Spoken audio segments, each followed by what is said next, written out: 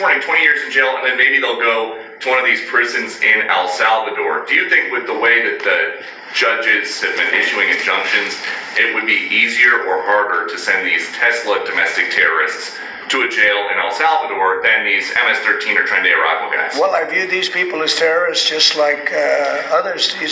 When I looked at those showrooms burning and those cars, not one or two, like 7, 8, 10 burning, exploding all over the place. These are terrorists. You didn't have that on January 6th, I can tell you. You didn't have anything like that on January 6th, which is sort of amazing because on January 6th, the Democrats were talking. Nobody was killed other than a very beautiful young woman, Ashley Babbitt. Nobody was killed. And you look at what's going on now with these terrorists. These are terrorists, and that's an organized event. You know, take a look at their signs. Take a look. They're all made by the same sign company. A nice, expensive job. Now, these are the people that finance it are, in my opinion, in just as big a trouble as the people that are setting the match and setting the fires. So we'll see. It's under very serious investigation by the FBI and by the Justice Department. These people are terrorists. All right. Good morning. I'm Sheriff Kevin McMahill with the Las Vegas Metropolitan Police Department. With me today is Special Agent in charge of the FBI, Spencer Evans, and Assistant Sheriff Dory Korn with the LVMPD Homeland Security and Investigative Services. They'll be two of the individuals speaking. The rest of the individuals up here are also the command team that helped lead through this investigation over the course of the last week. And I'm here to provide you a significant update on the Tesla attack that took place early last week. This event involved an attack on the Tesla Collision and Sales Center on Tuesday, March 18th at approximately 02:45. The suspect used a firearm and Molotov cocktails to damage the center and destroy multiple vehicles that were parked on site. You'll see to my left some of that video that was taken from that night. On the screen next to me is also what I want to highlight to each one of you is the very little information that my investigators and FBI agents had to work with from the initial aspect of this investigation. There's a grainy photograph of the suspect's vehicle, a nearly indescribable photo of the suspect himself, and a couple of photographs of headlights and taillights of the vehicle. That's what my investigators had to go on a week ago. Part of this story that you're going to hear is how we arrived at our suspect being taken into custody with such little information. It's incredible work by everybody involved. And despite that minimal information at the onset, and thanks to the hard work and collaborative effort by the FBI Joint Terrorism Task Force, the LVMPD Counterterrorism Section, and all of our Fusion Center partners, we were able to identify and arrest the suspect involved in this attack. There's a couple social media photos that that have been circulated out there already. The suspect's name is Paul Kim, K-I-M. He's an Asian male adult, and he is 36 years of age.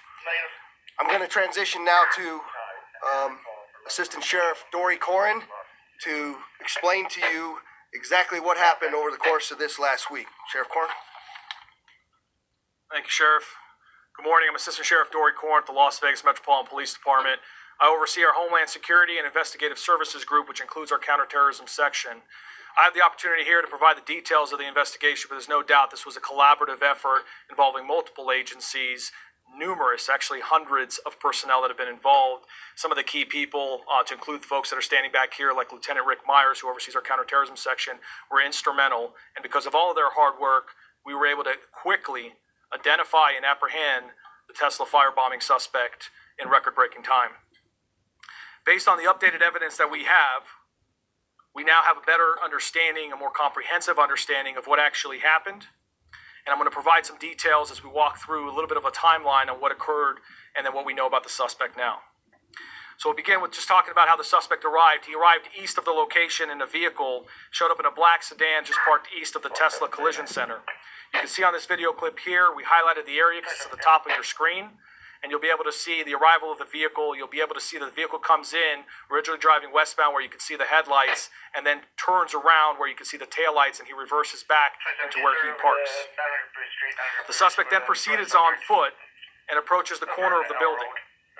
As you've seen before, and as you've probably heard, and certainly as we're showing today, he attempted to mask his identity by wearing black attire, concealing his face, and wearing gloves. The suspect then began shooting the surveillance cameras with what appeared to be a rifle. You can see an image here of the suspect pointing the rifle towards the camera. At least 2 surveillance cameras were damaged by gunfire. And then upon shooting the cameras, the suspect proceeded to the front doors of the Tesla, and he began spray painting the words "resist" across the doors. I'll let this video play because you'll get a better shot of the suspect. You can see his description as he goes across the clear doors there, committing his act of crime. Of terrorists.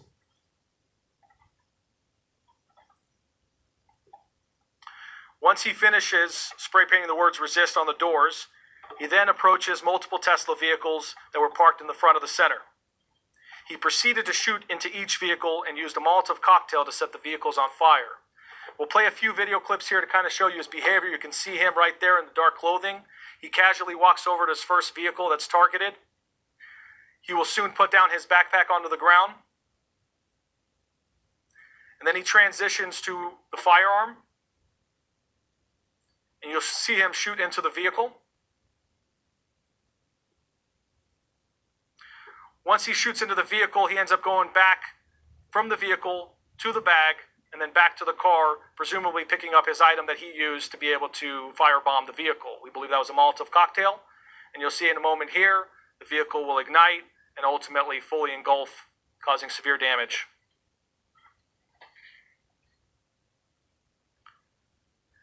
The suspect then continues on to a second vehicle, and you can see here he's on to the second target.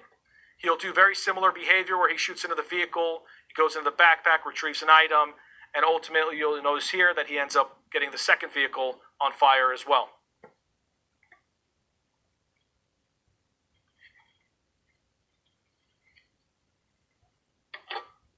Yeah, they acts of terrorists. Facts. From there, he then proceeds to his third vehicle, repeats the same type of activity. One of the incendiary devices he was not able to ignite, which is one of the devices that we were able to recover. But ultimately, 5 vehicles were damaged, to include 3 of which were fully destroyed. You can see images of the vehicles here. And then you'll see here a drone video. This is from our Skydio drone, being able to provide an overview of the damage as well. After this, the suspect then proceeds and flees east, gets in his vehicle, and leaves the area. As I mentioned earlier, this case has been worked around the clock, and Sheriff McMahill and Special Agent in Charge Spencer Evans have made it a top priority for our organization and put a tremendous amount of workforce behind it to make sure that this was dealt with in a quick manner. Because of that, in 8 days around the clock with our teams, we were able to identify the suspect's vehicle as a black Hyundai Elantra. You'll see a photo here. But what's important to point out here is that this was achieved through an exhaustive review of surveillance material, analytical data, and a canvas of over 700 locations across the valley, ultimately allowing us to piece together critical evidence with speed and precision. You can see on this image here, this is just one example of many where we're using Flock technologies to be able to identify the type of vehicle, including very specific features of the vehicle that build up into additional leads and ultimately get us to the point of identifying the suspect and his vehicle.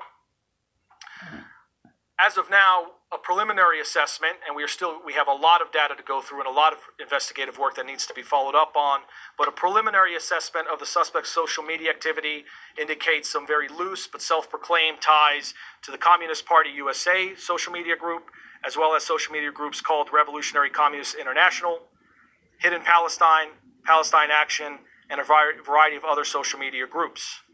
That is part of our investigation, is to dig further into it and to be able to determine additional motive and other potential concerns. At this point in time, the suspect was placed immediately on 24/7 surveillance by our specialized units to ensure public safety and preserve evidence. Additional evidence was collected as we continued our investigation, and the suspect was ultimately arrested yesterday evening. A search warrant was then obtained and served by the LVMPD SWAT team, which is by far one one of the best, if not the best SWAT teams in the country. They were able to do that safely and quickly. And as a part of their operation, we were able to conduct searches of 2 vehicles linked to the suspect's apartment, and we were also able to collect a buccal swab for DNA to be able to compare that to the DNA that we recovered from the scene. Our searches revealed numerous items of interest to include multiple rifles, a shotgun, a handgun, and miscellaneous gun parts. You can see a photo to my left of some of the items that were recovered. We also were able to recover ammunition in multiple calibers to include the caliber that was used in the crime. We also recovered numerous electronic devices, which our partners at the FBI are quickly analyzing. We also recovered a black gun belt with a pouch that had pink paint residue on it.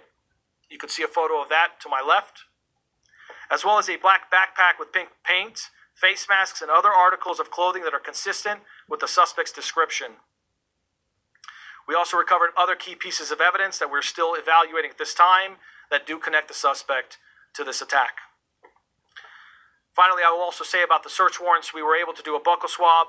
We were able to, our lab did an amazing job quickly collecting that evidence and analyzing it. They worked through the night, nonstop, late hours, because they know how important this case is to our community. And ultimately, that DNA that was collected from our subject does match. It was a positive identification to the DNA that we collected on scene.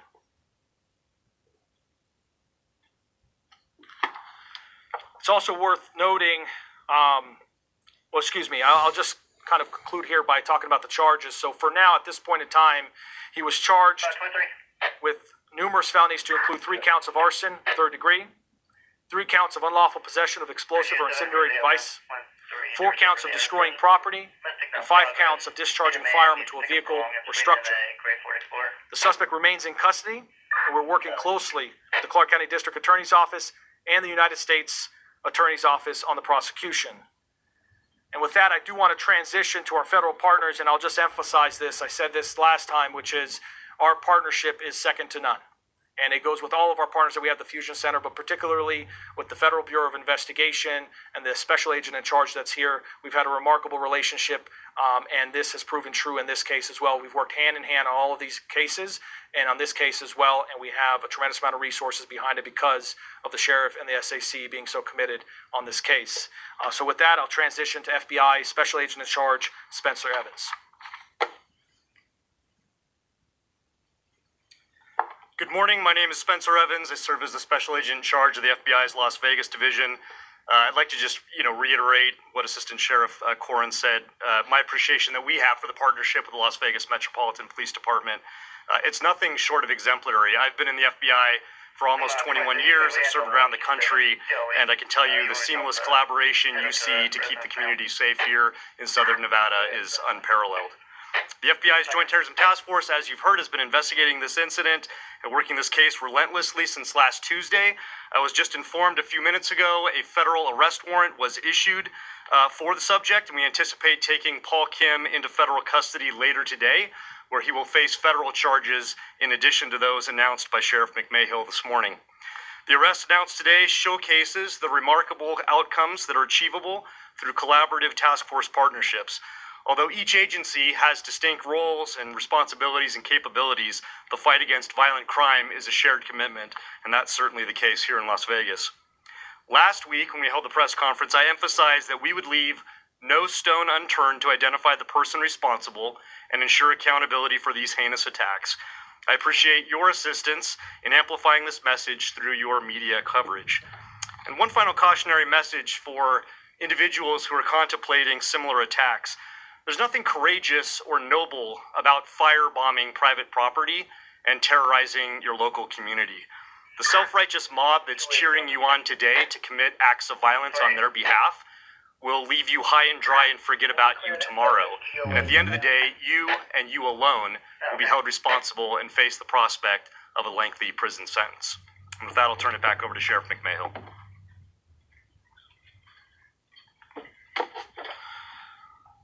So, I'd like to just give some final comments here and reassure the public that there's no ongoing threat related to the suspect in this attack.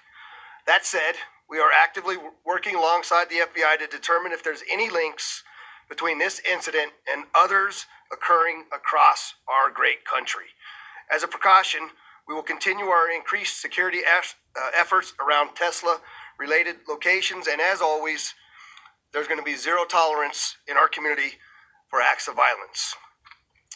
I also would like to just take a second and highlight this response is I believe our counterterrorism capabilities are among the best in the world. That's all because of the partnerships between LVMPD, the FBI, ATF, DHS, and our other law enforcement partners. It's unmatched, as you've already heard.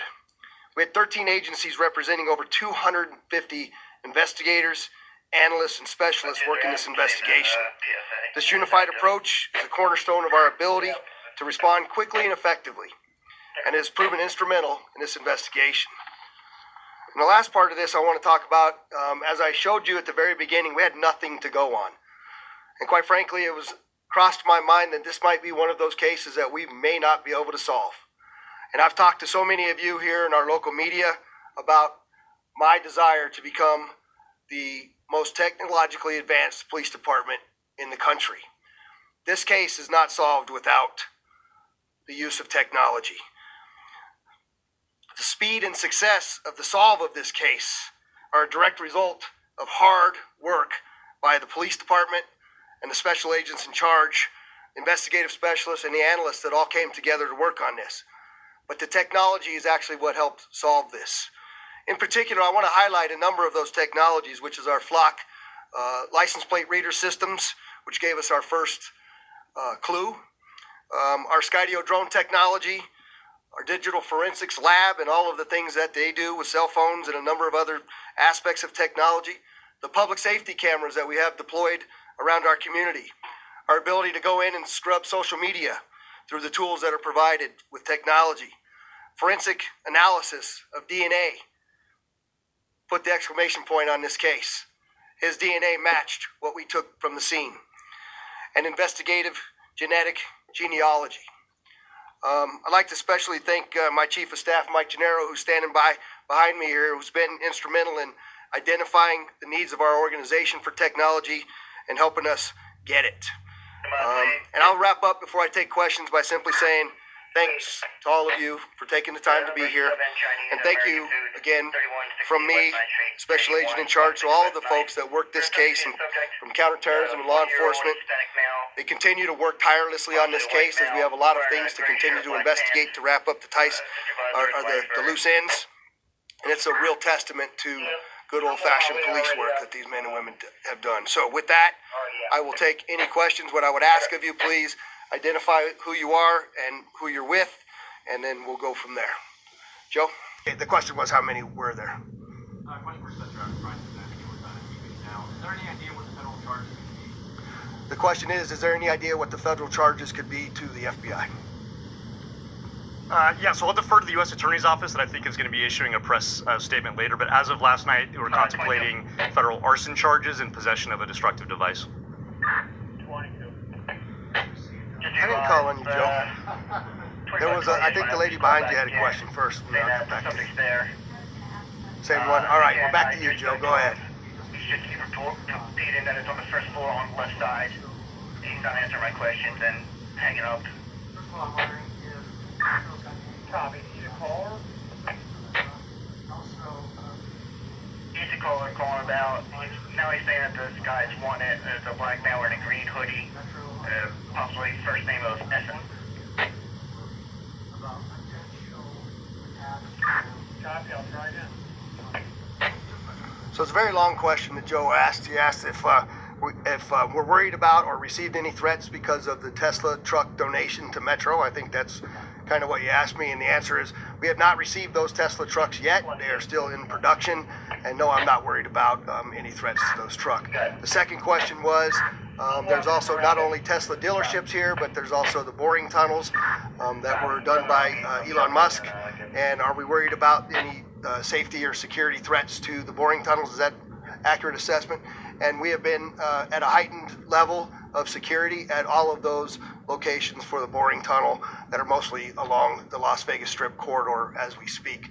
And we are continuing, Joe, to evaluate what the security posture looks like at all of those boring tunnel locations, and we'll continue to do so as we move forward. Last question. Can you also share where he was arrested?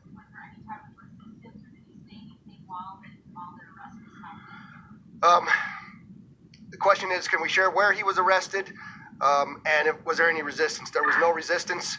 We were able to take him into custody without any real challenge, and we located him as he was leaving one of his work locations, or what we think is one of his work locations. So we'll release additional information on that as we get it, and if there's significant updates in regards to this, we'll come back before you. Again, I'd like